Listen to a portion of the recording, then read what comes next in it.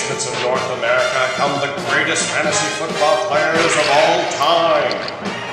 A League of Fools. Hey everybody, I'm calling you from way up high in first place at 2-0. As you can see, it's very cloudy up here. You can see the sun even though it's raining outside.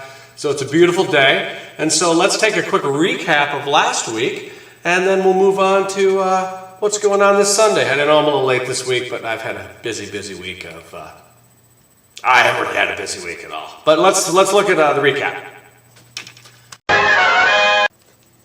All right, let's go over the first game, which would be Ass Clowns versus the Warriors. Ass Clowns put a solid beat down on the Warriors. I mean, Brad had an okay game, 120 points, but the commissioner had a pretty solid game, and the highest points of the week with 146. Oh, thank you. Please hold your applause. Hold your applause at the end of the season when I'm winning the championship. It's way too early to kind of even talk about this. All right, and then we'll look at contract year versus the Hot Carls. Rookie Charlie, with the, I think, voted the most disgusting name in fantasy football, has taken his first victory of the year with 124 points. Contract year, I'd yet to think has hit 100. So let's just keep rooting for contract year to turn it around. Remember, this was a guy that won 2 championships in a row, but you know that's like 3 years ago now. People forget these things pretty quick. Then we had Eye of the Storm in a close one against Chronic Roaches. Roaches turned it on, only 3 points behind me in total points. Real close game till Monday night when Rogers' guys kind of went crazy and kicked some ass. So congrats to him. Not bad for a sophomore. And then Mikko's Marauders versus the 98 Viking. Dave had a killer week last week, if I'm not mistaken. And then Dan finally showed up with 140 points kicking ass. And he got voted the Toyota greatest fantasy victor of our league with point discrepancy of 42 points. So congrats to 98 Vikings, and to all you losers, I would concentrate on those lineups and start getting focus that you need. We'll take a quick break, and then we'll go on to a week 3 preview. The Hot Carls versus the Ass Clowns. One's a rookie player who barely even seems to understand fantasy football, but he did okay last week. And the other is really a commissioner and a champion of the generations. Who will win? It's going to be me.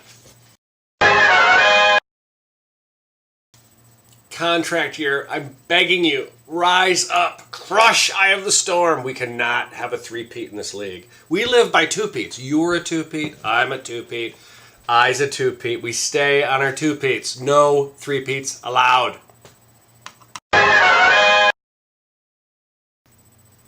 Mikko's Marauders, on behalf of the entire league, we're appreciating all the good players you're dropping randomly, it seems. I know Chronic Roaches was celebrating some of your moves. I don't know if he was calling you a genius or a fool. I'm not sure which. You'd have to bring that up with him. But this should be a tight game. One, because I think Chronic Roaches is playing way above themselves because they're really not very good. And two, Mikko's Marauders is kind of the up-down team every year, it seems like. He has a lows week, and then he has a huge week, and whatever. And I just really want to see Chronic Roaches lose and put in his place so he knows that it was just a fluke that he even did very well last year in our league. And now a special message from 98 Vikings to the Warriors. Warriors! Come out and play! Yay! Warriors! Well, you get it. You get what I'm saying. Okay, that's all for this week. Good luck to everybody in week 3, except the Hot Carls, who I will destroy. That is all.